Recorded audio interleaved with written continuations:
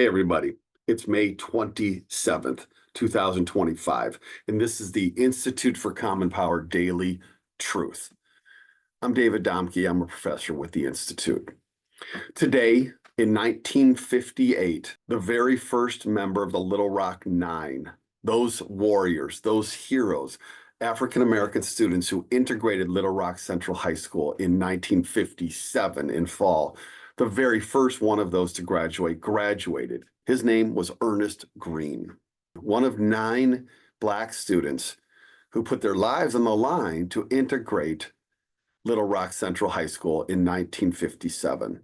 The Little Rock Nine had the chance to do so because of the Brown v. Board of Education in 1954 decision by the Supreme Court, which it said in a 9-0 Supreme Court decision that racially segregated public education was unconstitutional. The white South couldn't believe that the Supreme Court really had made this decision, so they brought another case, in an emergency case that became known as the Brown 2 decision, which was decided the following year in 1955.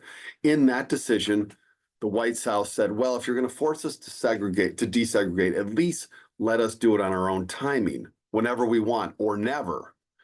And the court in that 1955 decision, the Brown 2 decision, said that public schools did indeed need to desegregate and do so, in their wording, with all deliberate speed. That was not fast enough in my view, but it made very clear that it had to be done and it would be done.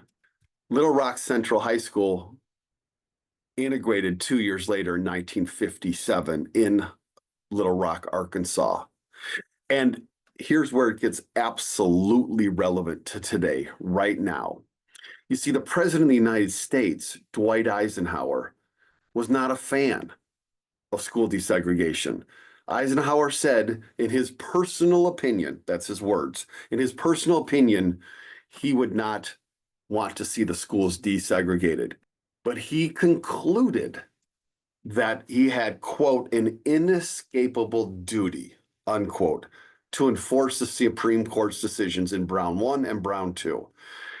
So in 1957, Dwight Eisenhower, recognizing that inescapable duty that he as president had to uphold the courts, he sent in the National Guard to protect the Little Rock Nine, and they integrated Little Rock Central. And day after day after day, they protected those students in that school. When Eisenhower made this decision, he spoke from the Oval Office on September 24th, 1957. And he said, the very basis of our individual rights and freedoms in this country is the certainty that the president and executive branch of government will support and ensure the carrying out of the decisions of the federal courts. He said, unless the president did so, anarchy would result. Today, we have a president of the United States, Donald Trump, and a leadership around him that's arguing that the president of the United States can choose which court decisions to uphold, which court decisions to follow.